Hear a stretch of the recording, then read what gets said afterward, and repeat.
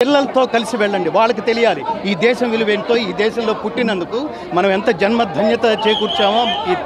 కాషాయం కట్టుకున్న భారతదేశాన్ని చూసినట్లుగా ఉంది అని ఒక డైలాగ్ ఉంది సార్, అది మీకు ఏ విధంగా అనిపించింది? కాషాయం అంటే భక్తమ్మ, కాషాయం అంటే మీరు ఈ సినిమాలో ప్రధానంగా అసలు ముఖ్యంగా నేను అతి కీలకమైన ఘట్టంలో సినిమాని ఆలోచింపచేసే ఒక టర్నింగ్ చేసే ఒక కీలకమైన ఘట్టంలో నేను బాలకృష్ణ గారు, బోయపాటి శ్రీను గారు, ముఖ్యంగా తమన్ గారు నాతో 2 శ్లోకాలు పాడించారు.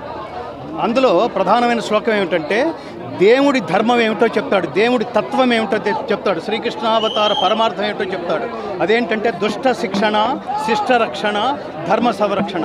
ఇది కేవలం దేవుడికే కాదు, ఈ దేశంలో పుట్టిన ప్రతి ఒక్కడి బాధ్యత అని గుర్తు చేసే ఈ సినిమా. అందుకని మీరు కాషాయం అంటే మీరు గుర్తుపెట్టుకోండి తల్లి, కాషాయం అంటే ఈ దేశం, ఈ జీవితం. నేను ఎప్పుడు చెప్తుంటాను, ప్రధానంగా ఈ దేశం గురించి మీరు తెలుసుకోవాలనుకుంటే, ఈ దేశం తత్వం గురించి మీరు తెలుసుకోవాలనుకుంటే, జీవితం అంటే ఏమిటో తెలుసుకోవాలనుకుంటే భగవద్గీత చదవండి.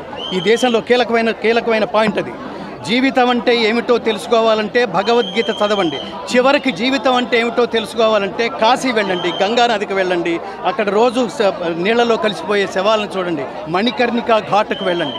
అందుకని కాషాయం అంటే జీవితం అంటే అర్థమైతే, చూడండి, జీవితం అంటే అర్థమైతే కాషాయం, లేకపోతే కషాయం. అది తెలుసుకోండి.